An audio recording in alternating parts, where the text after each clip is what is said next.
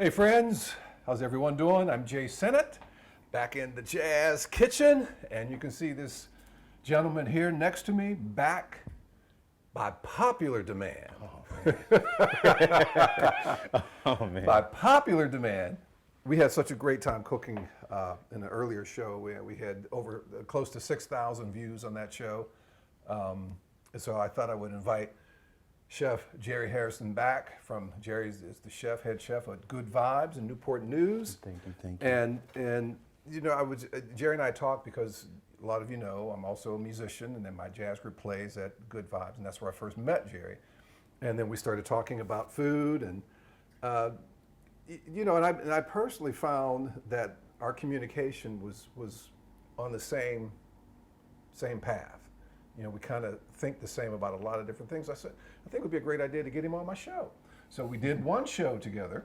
So we're going to do another show today. And there's kind of a theme in today's show because we're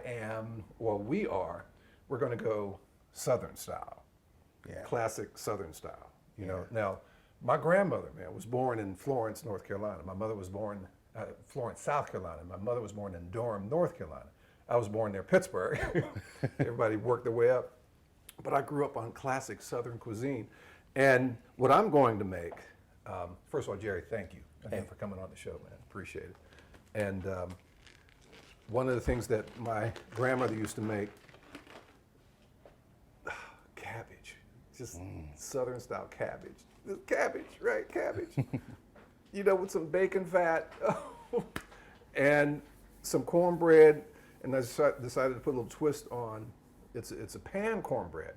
I'm gonna put it in my cast iron skillet to make. Cornbread with andouille sausage and jalapeno. Now, when I diced open the pepper, I'm leaving some of the seeds in because I want some of the heat. Not all of it. I took most of the seeds. I probably left a quarter of the seeds in there. Now, interesting thing about cornmeal, yellow cornmeal, I'm using yellow cornmeal. If you want to make your cornbread with all cornmeal, you're probably going to have a bit of a crumbling problem towards the end. It's a structural problem, okay? So what I do, I add a little bit flour. So I use part yellow cornmeal, then I use maybe a half a cup of flour because the flour will give the cornbread some structure. Okay, it won't break apart if you're just using cornmeal, you know, to make that cornbread. So that's what I'm making: my cabbage, Southern style cabbage, and my jalapeno andouille sausage cornbread. I'm hungry already. So tell us what you're making again, Jerry. Now, I know you got some fried chicken over here, man. So yeah, I'm fried chicken. gonna do some pan fried chicken, Okay. Stewed tomatoes, collard greens, and a corn fritter. So pretty much, you know how on New Year's Eve everybody has that one meal. And the colors mean something, right? Yeah, the colors mean something. Pretty much green, I think, is money. I think it's pork that means prosperity or something in there. I may be wrong. That generation, though. Yeah. You know, some of it's wives' tales and some of it's truth. Some of it's truth. And they really believed it. So my grandmother, every year since I've been on this earth, I at least try to get it. That's the first meal I have in going into the new year. Right. But I am a big person on, you know, if you've seen I did shrimp and grits, I'm a big person on, my goal is I want to deconstruct soul food. Like break it down so people can actually know what they're eating. Indeed. So we are the Deconstructed today. Deconstructed, yes. That's what's happening. We are deconstructing some soul food today. Yeah. All right. Okay. So let me tell folks how I'm putting this cornbread together real quick. I have one egg in here. All right. Beat that egg up. I'm gonna go ahead and start my fritters over here. Okay. Now, I have about a little over a cup of buttermilk. Oh, the thick old buttermilk. Curdly buttermilk. All right. Now, I'm using about a cup and a half of yellow cornmeal and about a half a cup of flour in here. I have some salt. I have about a teaspoon of baking powder, and I have just a pinch of sugar. Okay, just a little bit of sugar in here. Now, in this pan, I was about to ask you what you got going on there. well, this is for my cabbage. All right. This here, my andouille sausage, and the jalapeno pepper diced up. I cooked the sausage in here. Eventually that's going to go in this batter. So we're going to mix the liquid with the dry. Okay, and get this going around, because what I have in the oven, and some bacon fat, I have my cast iron skillet. So I cooked up some bacon, got some bacon fat in there, and get this batter for this cornbread going. Yeah. Yeah, that looks good. That looks good. That looks good. That's looking good. You can just hand me the whisk when you're done. Okay. Well, after you add the other Now, stuff. yeah, we got to get this in here. Yeah. That's the andouille sausage and the jalapeno. Oh, man.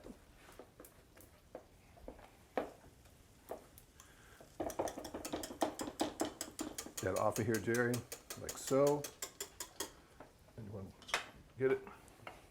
Yeah, I have to taste Now, it. what I'm going to do with this, you ask, I'm going to put this in this cast iron skillet that has been heating in the oven in some of this bacon fat.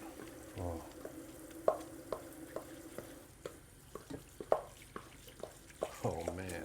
Right, man. Now, why do you have bacon fat in here? Flavor, for one thing.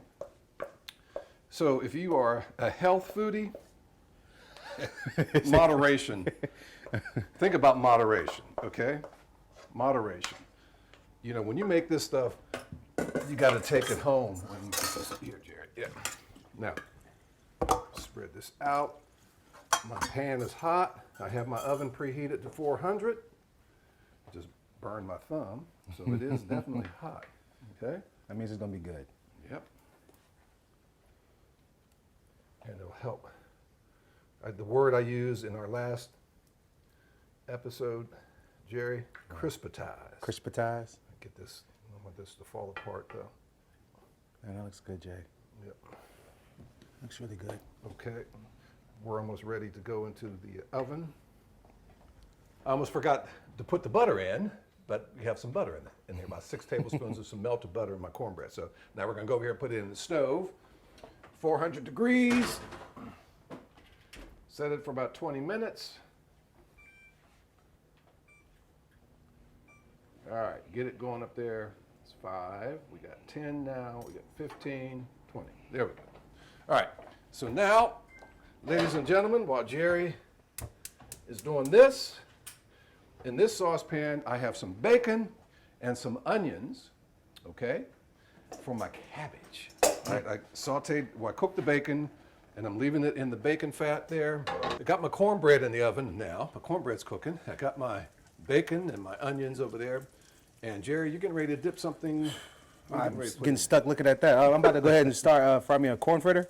Corn fritter. So what's in your corn fritter? Corn, obviously. Corn flour. Flour, baking soda. Baking soda. A little bit of sugar, salt, pepper. You're close to my cornbread. Close to your cornbread. Yeah. But just deconstructed it and took everything out of it and just put it into a fritter. There's that word again. See, we're deconstructed today. Deconstructed. Yes. Put my cabbage in here. Now, it's not your typical corn fritter. Most corn fritters, you do it out of the batter and just drop them in there. Made it into a little patty. It's going to make sense with the plating. Like, we had a discussion about the pieces of the plate, so I figured I'd simplify it. And, oh, yes, it's stewed tomatoes. Stewed tomatoes. Okay. Yeah. Yeah, where's my, here we go. Get this out of the way. Stewed tomatoes. I roasted some baby heirloom tomatoes. Made my own. Usually, my grandmother would use a can of crushed tomatoes. Right. But I just roasted some baby heirlooms. And then a little bit of sugar, brioche bread, get it to that consistency. That's it. So you're going to have the stewed tomatoes with the corn fritter. Yes. On top? Yep. Ooh. Almost like a tomato relish. Oh. Yeah. So I'm going to add some of this chicken broth in here. Now my grandmother used water, mostly. Some black pepper in here. See, man, I can eat that just like that. Oh, that looks good, Jay. See, this is going to complement your fritter. All right, with some of this salt in here. See, that's the plan, you know. Once I get this hot, I'm gonna just go ahead and walk away and call it a day with that. So I'll take one of those corn. All right. But with this, be careful with your salt because you got all that bacon in there, you know, and that bacon is always very high in sodium, so you want to keep that in mind. And this,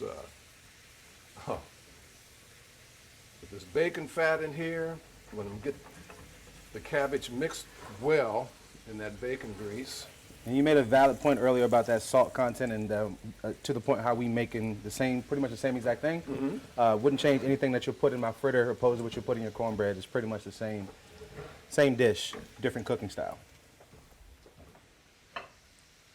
And what kind of oil are you using there? Peanut oil. Peanut oil, smoke point. Yeah. Okay. Jerry, we are rolling, man. Yes. So, okay, you got the corn fritter happening, and you got these stewed tomatoes. Is that a salsa over there?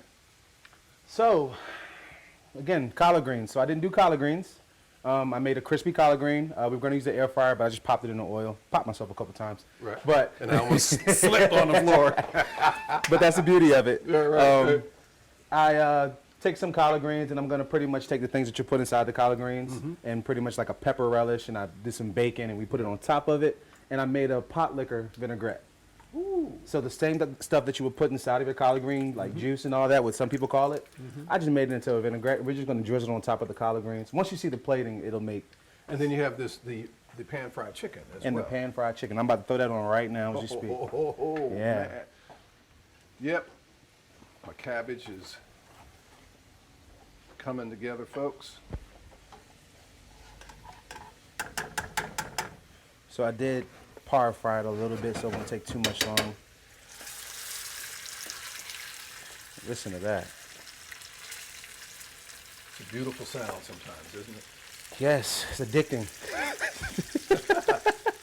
Yeah. So, all right, so we have the corn fritter, we have the stewed tomatoes, we have this pan-fried chicken, and remind me again, you got a few different sauces over there, right? Yeah, so we're gonna have a black eyed pea puree. Oh. That's simply just black eyed peas. Same season you would do it, but I didn't put any pork in it because we're gonna have pork in the fritter. And then I have another sauce, the pot liquor vinaigrette, and then we're gonna put honey on top of our chicken, but we're gonna put it with our pretty much hot sauce. So I mean, it's a lot of elements to it, I know, but it's just something that I think when we make the plate, it'll be like, oh my gosh, I see what you were thinking. Right, right. Yeah. Let me take a peek at, see how my cornbread is going up here. Jerry, I think my cabbage is done, brother. So we just gotta wait for my cornbread to come out of the oven. I'm gonna take a peek at that. Getting there. Getting there. Getting there. And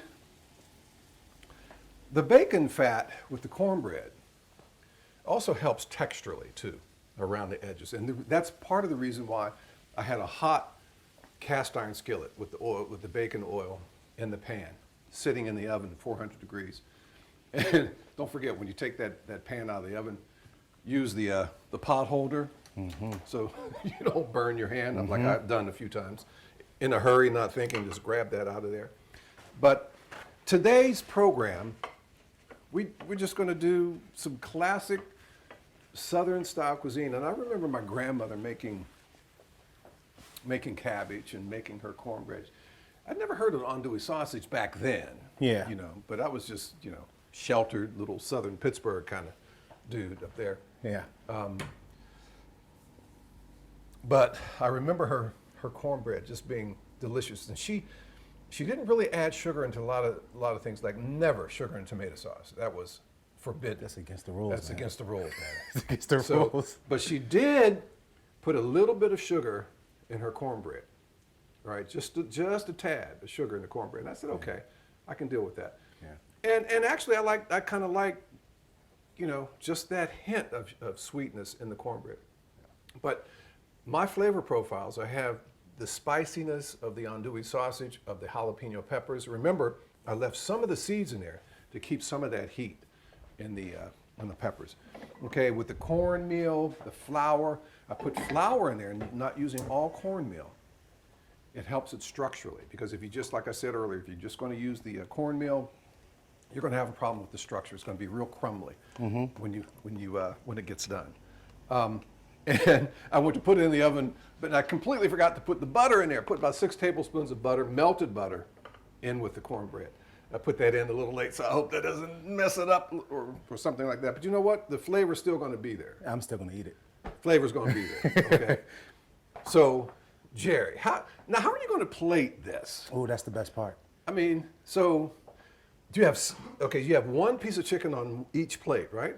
One corn fritter on each plate? So how I'm gonna plate it, I'm pretty much gonna, again, deconstruct it. It's all gonna be on one plate, everything that we can eat. Okay. I'm gonna have black-eyed peas, gonna have your corn fritter with the tomato relish, or the stewed tomatoes, however you call it.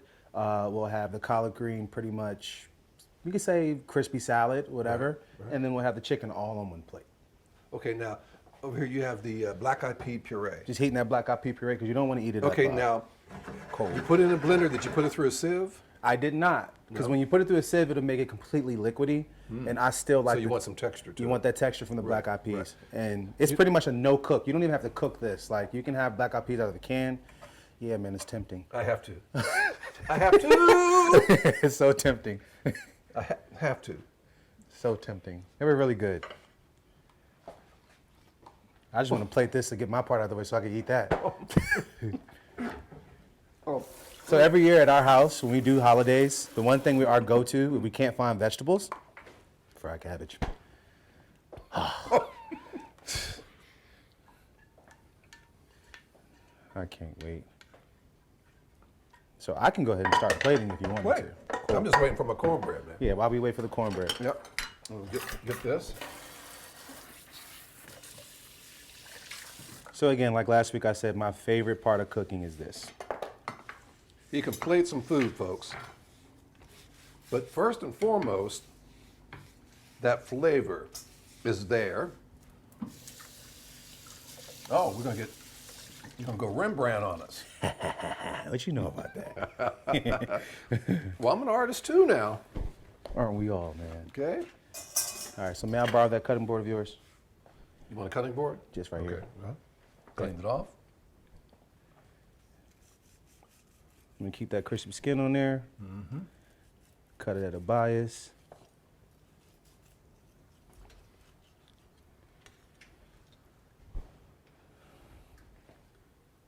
Thank you, buddy.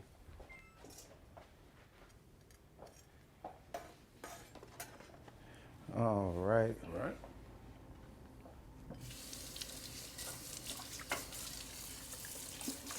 Take our fritter. The stewed tomatoes. Stewed tomatoes. You put that right over it.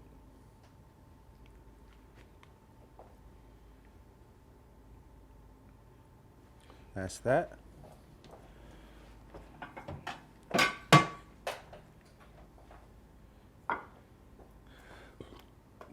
These are collards.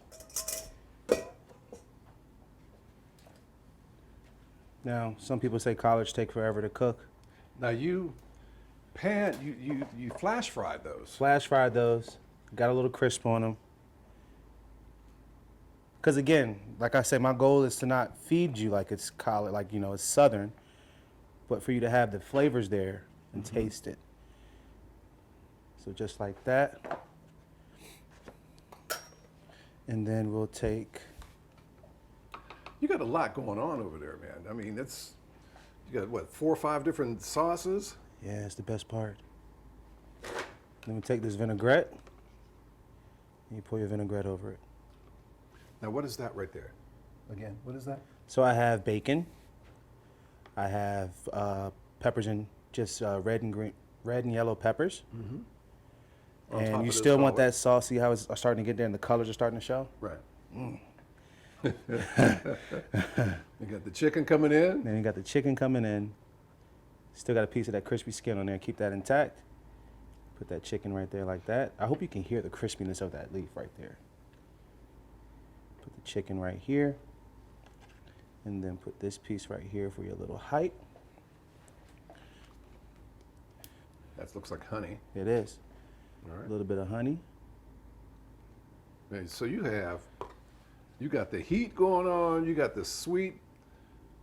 And then a little bit of this on here that way. And what is that again? This is my secret hot sauce. You want to share with us what your secret hot sauce Come on, is? man, I told you I can't do all that stuff. I can share it with you. Here we go again. With this. No, man, I can't tell you what that is. And this is what, 3 ingredients, right? 3 ingredients. Yeah. I can use cayenne pepper, butter, and Tabasco. Texas Pete is usually what people go with. Right. But that's that.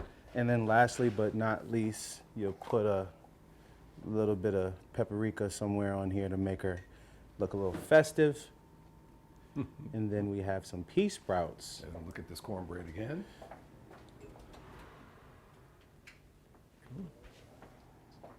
And this is what I call soul food. Well, while you're doing that, finishing up over there, Jerry, Yeah. I want to, I actually debating about whether or not I should wait for my cornbread to get out of the oven. To eat the cabbage or to let me have my side of cabbage? Because I can eat my cabbage now. Let's get a little plate white. Cover this up while we're waiting. All right, this is soul food. Break it down for us. All right, so we have our black eyed pea puree on the A lot bottom. going on this plate. Black eyed pea puree on the bottom. Corn fritter with the tomato relish or stewed tomatoes on top. Crispy collard greens with the bacon and sweated peppers on top of that. And then we put the pot liquor vinaigrette on top of that. And then we have our fried chicken right here with honey, pretty much hot honey, with our honey and our hot sauce on top of that. And pea sprouts. Okay, so get my plate, go over here and get some of this cabbage. But before I do that, actually, let me get my cornbread out of this oven. Yeah, Jay.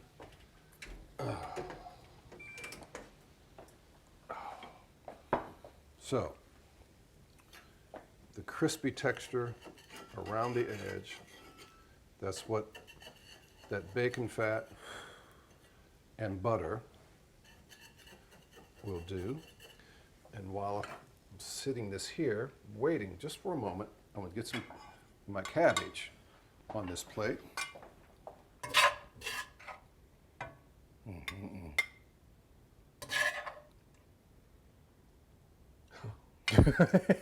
My mouth is watering. I don't know what it is about cabbage. I think it's the smells, man. Well, the flavor profiles and we're just so familiar with it. We grew up on this stuff. Yeah. You know, and you know, it's I don't know. Jerry, I'm gonna take a chance on trying to cut this while it's really hot. Okay, good luck, buddy. But the flour should hold this together. Yeah. I'm counting on it too. Okay. I think you got it there.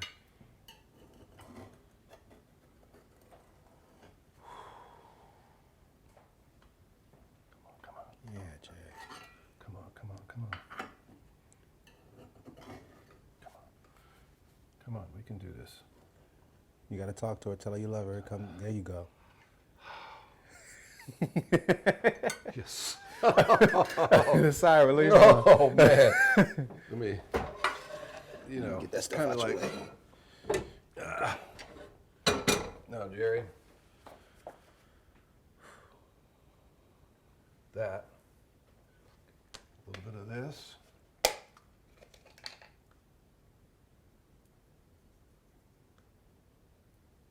Okay.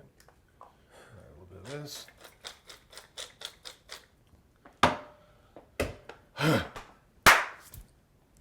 That's mine. That's.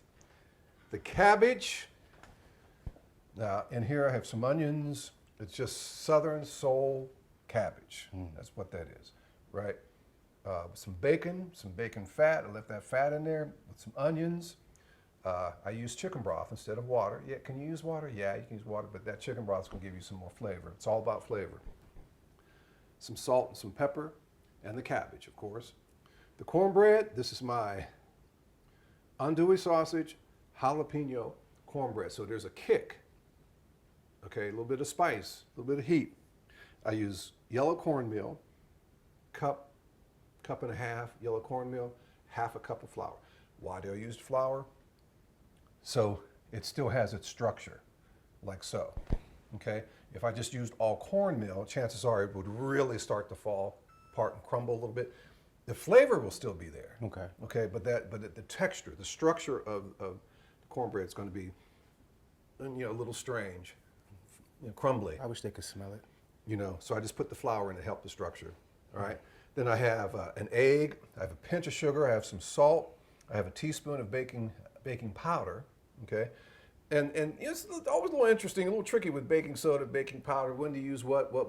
I'll tell you something about baking soda, though. If you use baking soda, you put it in your batters, whatever you're baking, be sure to use it quickly, okay? Because baking soda versus baking powder, you can have your batter sit for a while, but they're both leavening agents, right? They basically do the same thing. But the baking soda, for some reason, kind of comes to the top a little bit faster than the baking powder. So whenever you decide to use the baking soda, be prepared to put it in the oven fairly quickly after you put your baking soda in there. I didn't use baking soda in the cornbread.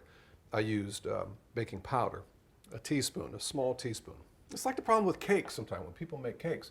When the center of that cake falls, that cake crashes in the middle. For amateur cooks, chefs, it happens all the time. It happened to me a couple for various reasons. One of the main reasons is we put too much of the leavening agent in it. Eat too much baking soda, too much baking powder, okay? Or we use too much batter for the pan we're baking the cake in. But for the most part, most of the reasoning why those cakes fall in the middle, too much of the leavening agent, either the baking soda or the baking powder. So we can pull that back. So my mouth is watering. Something about cabbage. I don't know what it is. Jerry, as always, man, I'm so appreciative of you coming on the show and Happy to be here. helping to create an editing nightmare for our camera guy. But Andre said, man, you know what? It's all worth it because I could eat some of this food. Exactly. I got more chicken for you too, buddy. But thank you, brother. We're so appreciative, man. And we thank got to you. do it again, come up with something else. So we went Southern today. Yeah. Cooking with Jay airs Sunday evenings starting at 6 on the WHRO Public Media Facebook page. If you can't watch it at 6, you can just scroll down. It'll be on the page, and you can watch it anytime. Jerry and I did one recently. Like I said, we're over 6,000 views just about. The first one, we had a great time.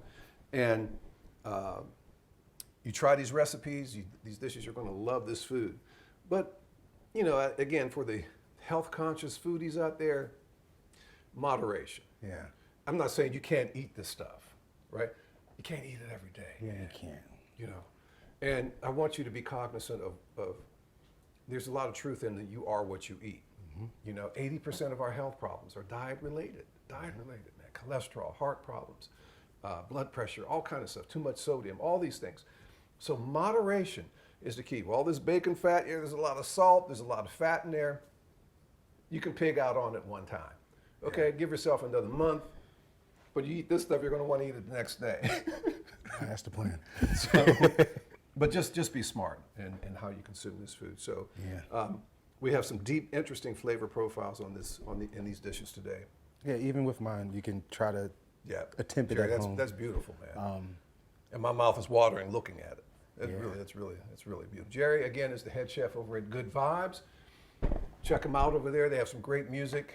They have a crazy mixture of music, everything from rock to jazz to blues to funk.